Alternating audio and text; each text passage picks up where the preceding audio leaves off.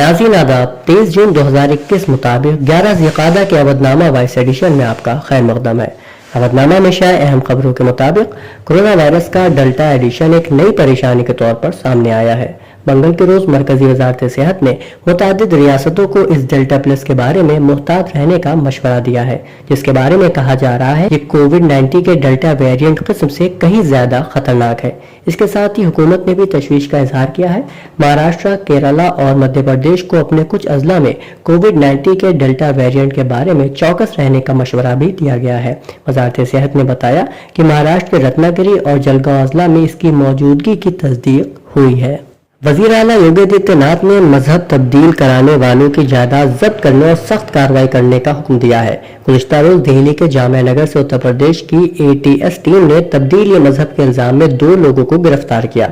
इस मामले पर उत्तर प्रदेश के वज़ीर आला योगी आदित्यनाथ ने दोनों के खिलाफ गैंगस्टर कार्रवाई करते हुए उन पर NSA लगाने का हुक्म दिया है।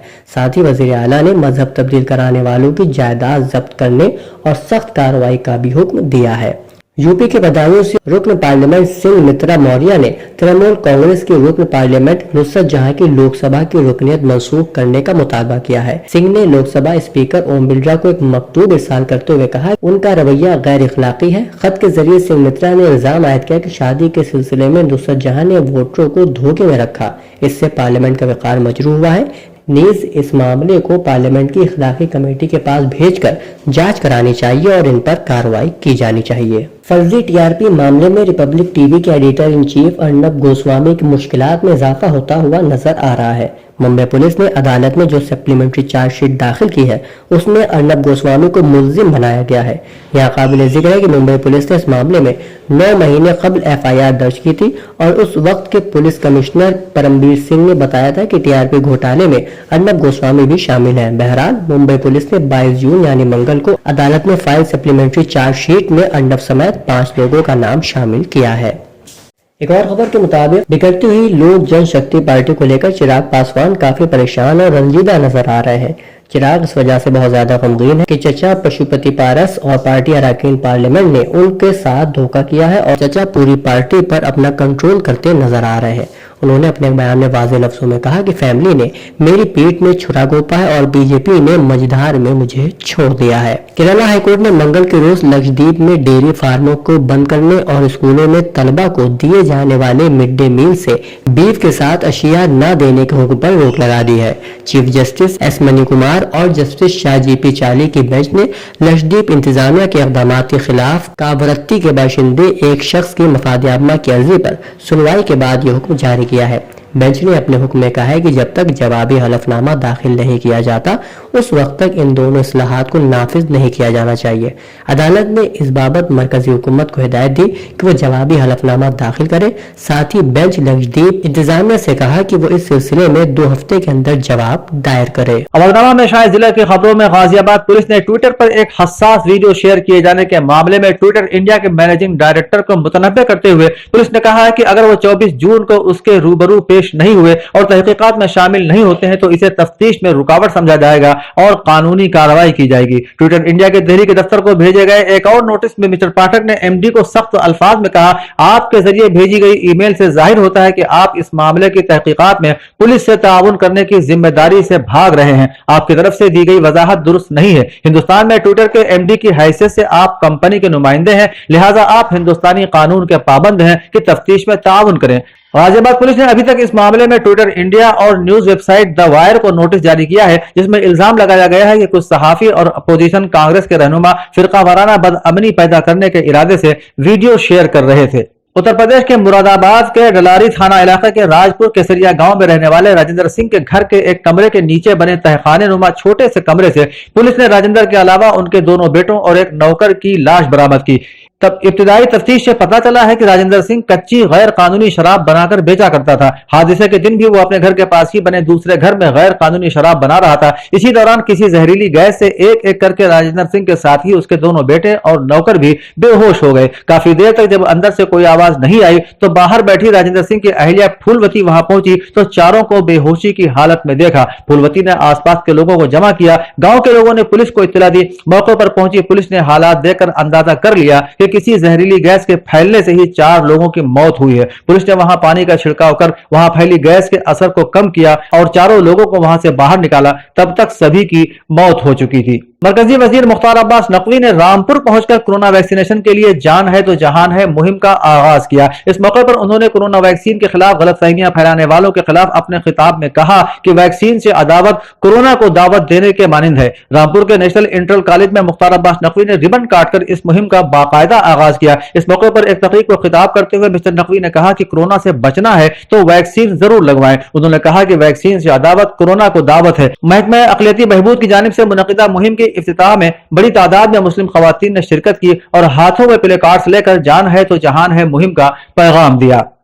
बहुजन मुक्ति पार्टी के जिला सतह के कारकुनान का इजलास जिला हेडक्वार्टर अकबरपुर में मुनक़िद हुआ, जिसकी सदारत जितेंद्र राजभर, रियासती तर्जुमान बहुजन मुक्ति पार्टी उत्तर प्रदेश और निजामत विकास सक्सेना टांडा असेंबली हल्के के सदर ने अंजाम दी। मीटिंग में जिला सदर लालजी गौतम ने बहुजन मुक्ति पार्टी के मिशन 2022 के हवाले से तमाम नशिस्तों पर इलेक्शन लड़ने का ऐलान किया। इस मीटिंग में एग्जीक्यूटिव कमेटी की तश्कील नौ के दौरान जय प्रकाश उर्फ गुड्डू को जिला नायब सदर, Jai Singh Rana district general secretary JR Rajvanshi और सुरेश अंबेडकर को जिला सेक्रेटरी और प्रमोद यादव को असेंबली हल्का जलालपुर का सदर, अकबरपुर असेंबली हल्के से एडवोकेट अरविंद कुमार, संदीप कुमार को असेंबली हल्का आलापुर की जिम्मेदारी सौंपी गई।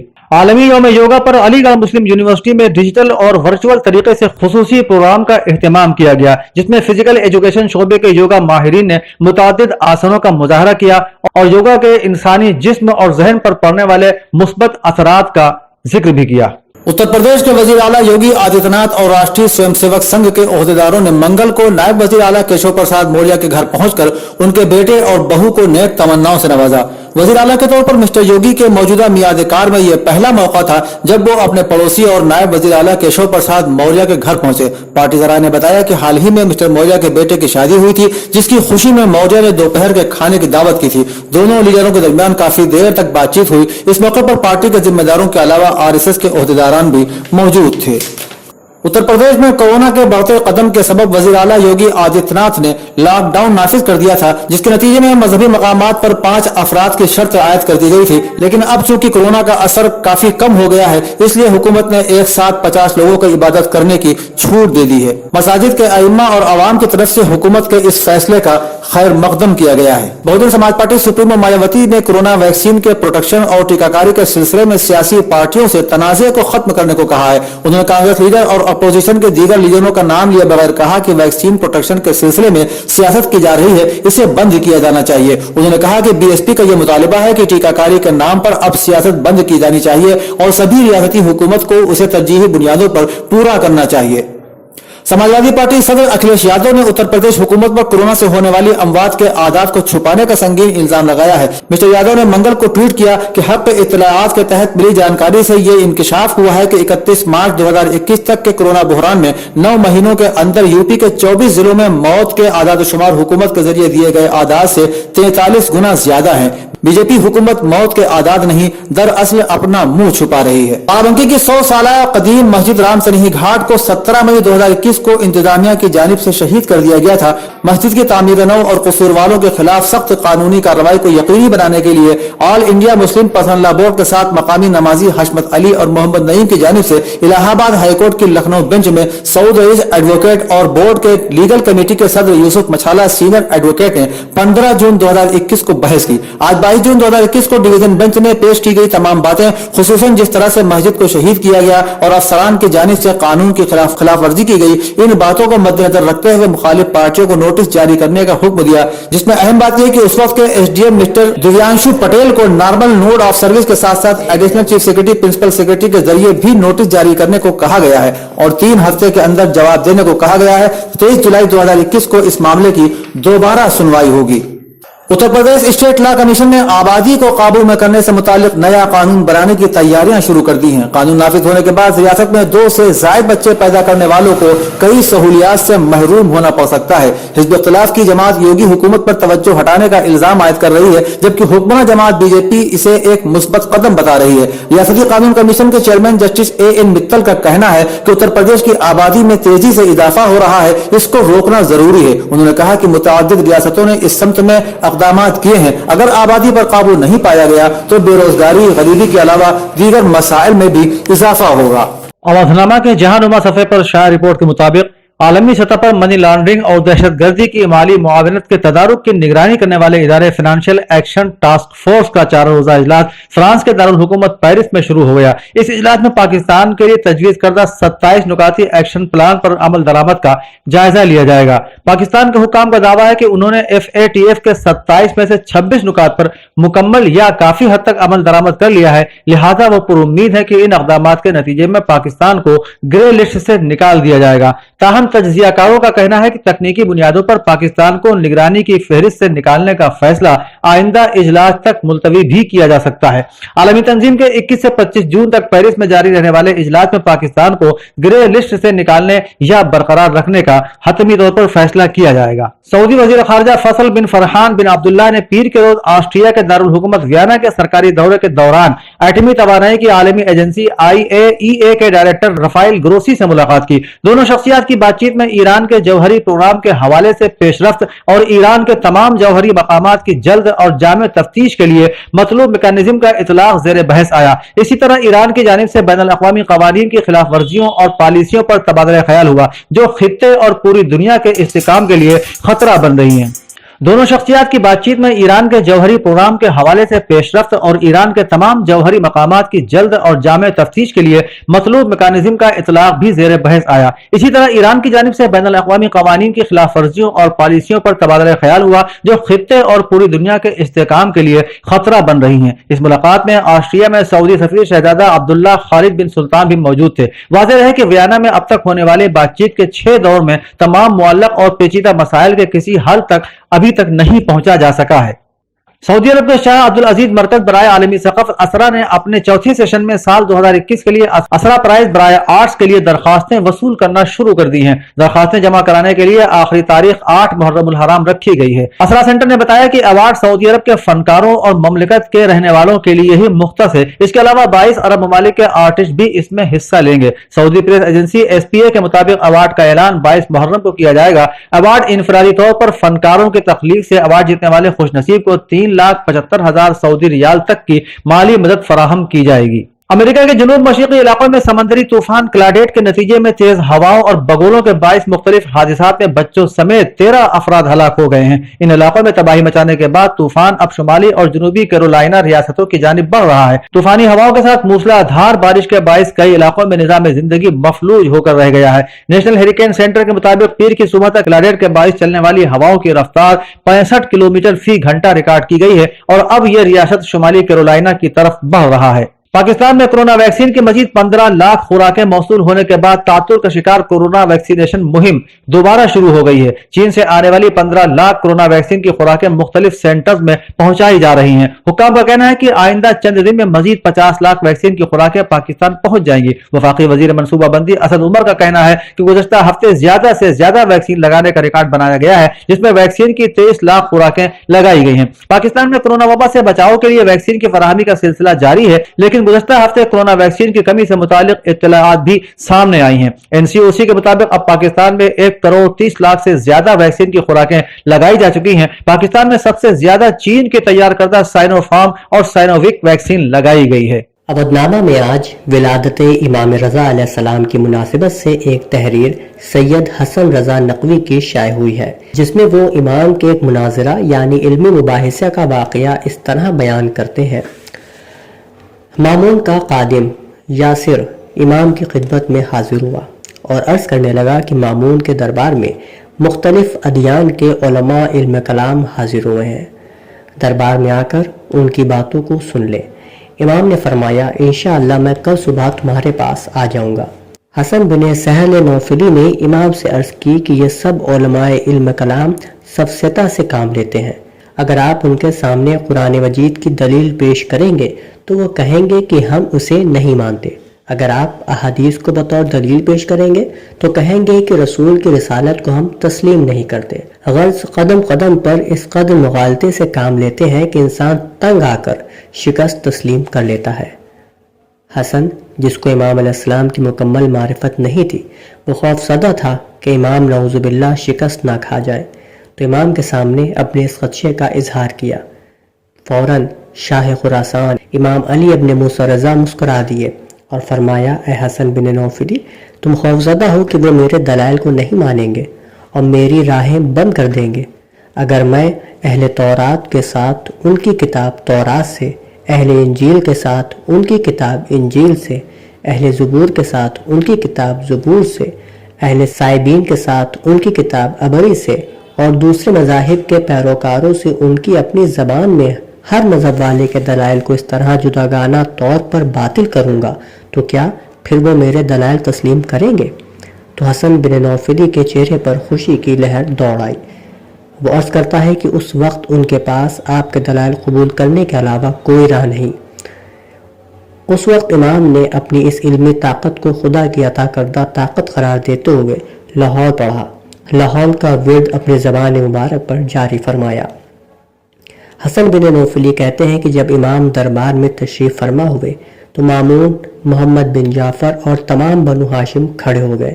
امام مامون کے ساتھ تشریف فرما ہو گئے۔ مامون کچھ دیر تک امام کے ساتھ محو گفتگو ہوئے، پھر جاسلیک یعنی پوپ کی طرف منہ کر کے کہا، جاسلیک یہ علی ابن موسیٰ ابن جعفر ہیں، ہمارے پیغمبر کی صاحبزادی حضرت فاطمہ زہرا سلام اللہ علیہا کی اولاد میں سے ہے۔ میں اس بات کو پسند کرتا ہوں کہ آپ ان کے ساتھ مناظرہ فرمائیں۔ جاسلیک نے کہا کہ میں ان کے ساتھ کیسے گفتگو کر سکتا ہوں کہ وہ ایک ایسی کتاب کے ساتھ استدلال کریں گے جسے میں نہیں جانتا۔ اس کی بات سن کر امام علیہ السلام نے فرمایا، اے نصرانی، اگر میں تمہارے ساتھ تمہاری اپنی کتاب انجیل سے استدلال کروں تو مان جاؤ گے؟ اس نے کہا، جی ہاں، تسلیم کروں گا۔ امام علیہ السلام نے فرمایا، اب جو تمہارا جی چاہے پوچھو اور جواب سنو۔ جاسلیک نے وہ سوال پوچھا جو ہر مسلمان سے پوچھتا تھا کہ حضرت عیسیٰ کی شخصیت اتفاقی ہے۔ ہم بھی اور آپ بھی تسلیم کرتے ہیں کہ حضرت عیسیٰ اللہ کی طرف سے نبی تھے، لیکن تمہارے رسول کی شخصیت اختلافی ہے کہ جنہیں آپ تو خدا کا رسول مانتے ہیں لیکن ہم نہیں، لہٰذا اتفاقی کو لے لیا جائے اور اختلافی کو چھوڑ دیا جائے۔ یہ وہ دلیل تھی جس کا جواب دینے سے تمام مسلمان عاجز تھے، لیکن جب امام کے سامنے یہ دلیل پیش کی گئی تو امام رضا علیہ السلام نے جواب ارشاد فرمایا کہ ہم اس حضرت عیسیٰ اور ان کی کتاب پر ایمان رکھتے ہیں کہ جنہوں نے خود اپنی امت کو رسالت مآب کی رسالت کی بشارت دی ہے اور حواریوں نے اس کا اقرار کیا ہے۔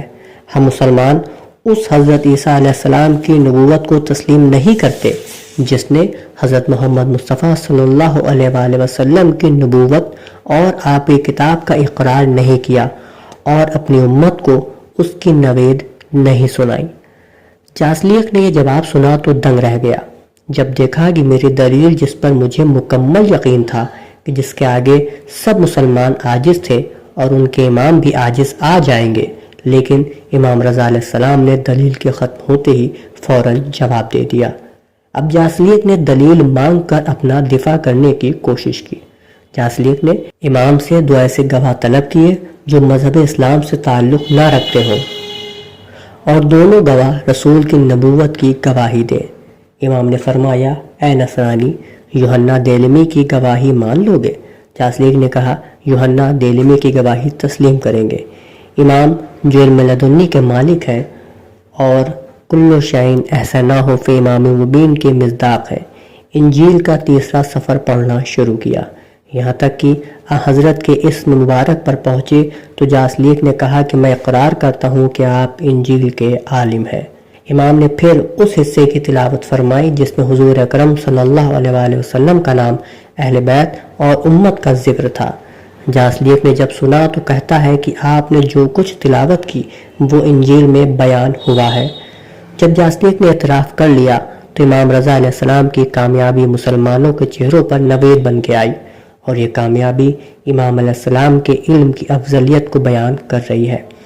امام رضا علیہ السلام نے جاسلیک سے ایک اور اقرار کرانے کی خاطر جاسلیک سے فرمایا، اے نصرانی، تمہارے پیغمبر حضرت عیسیٰ علیہ السلام نمازیں بھی کم پڑھتے تھے اور روزے بھی کم رکھتے تھے۔ جاسلیک یہ سن کر کہتا ہے، حضرت عیسیٰ راتوں کو جاگ کر نمازیں پڑھتے تھے اور کسی دن روزہ قضا نہیں کیا۔ امام نے فرمایا وہ کس لیے نمازیں پڑھتے تھے اور کس لیے روزے رکھتے تھے؟ جاسلیک اس بات کا جواب نہ دے سکا اور خاموش ہو گیا، اس لیے کہ وہ حضرت عیسیٰ کے نمازی اور روزے دار ہونے کے دعوے سے حضرت عیسیٰ کے بندے خدا ہونے کا اعتراف کر چکا تھا۔ وہ حضرت عیسیٰ کے الوہیت یعنی خدا ہونے کے دعوے سے دستبردار ہو چکا تھا۔ اس وقت جاسلیک کہتا ہے، مجھے حق مسیح کی قسم، میں اقرار کرتا ہوں کہ آپ جیسا عالم اس زمانے میں موجود نہیں۔ امام رضا علیہ السلام نے دربار میں تمام مذاہب کے بڑے بڑے علماء سے مناظرہ فرمایا۔ امام علیہ السلام نے سب کو شکست دے کر اسلامی تعلیمات و عقائد کا تحفظ بھی کیا اور قوم پر یہ بھی واضح کر دیا کہ تخت و تاج پر قبضہ کر لینا آسان ہے، لیکن بساط علم و فضل پر قدم رکھنا آسان نہیں۔ اس کے علاوہ امام ہی سے متعلق سید علی امام شان آبدی کا مضمون بھی یہاں موجود ہے۔ اودھ نامہ میں شائع مضامین کو مکمل طور پر پڑھنے کے لیے اودھ نامہ کی ویب سائٹ www.awadhnama.com پر وزٹ کریں اور ای پیپر پر کلک کریں۔